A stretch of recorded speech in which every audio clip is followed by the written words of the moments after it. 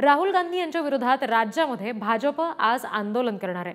Modi OBC म्हणून जन्माला आले नाहीत असं विधान राहुल गांधी यांनी भारत जोडो न्याय यात्रेदरम्यान केलंय आणि त्याच्यामुळे आता भाजप आक्रमक झाली आहे। राहुल गांधींच्या वक्तव्याविरोधात भाजप आज आंदोलन करणार आहे। राहुल गांधी यांनी भारत जोडो न्याय यात्रेदरम्यान हे वक्तव्य केलेलं आहे। प्रतिनिधी जितेंद्र शिंगाडे यांच्याकडून आपण अपडेट्स घेणार आहोत। जितेंद्र, भाजपच्या कार्यकर्त्यांचं नेमकं काय म्हणणं आहे या सगळ्या प्रकारावर?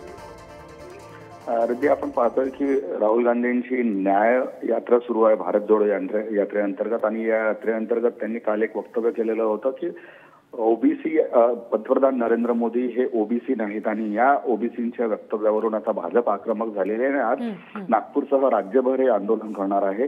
हा पंतप्रधान मोदी यांचाच नाही तर ओबीसी समाजाचा आणि खास करून जे तेली समाजाचे येतात तौलिक समाज जो आहे या तौलिक समाजाचा अपमान असल्याचं भाजपचं म्हणणं आहे आणि या विरोधात आज संपूर्ण राज्यभर आंदोलन होत आहे। नागपुरात देखील आंदोलन होणार आहे।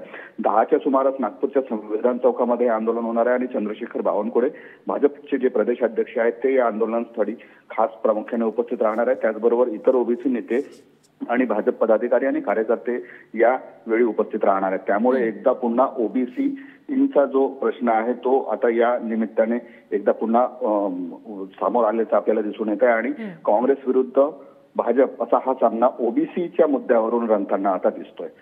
जितेंद्र, धन्यवाद दिलेल्या सगळ्या तपशिलांसाठी।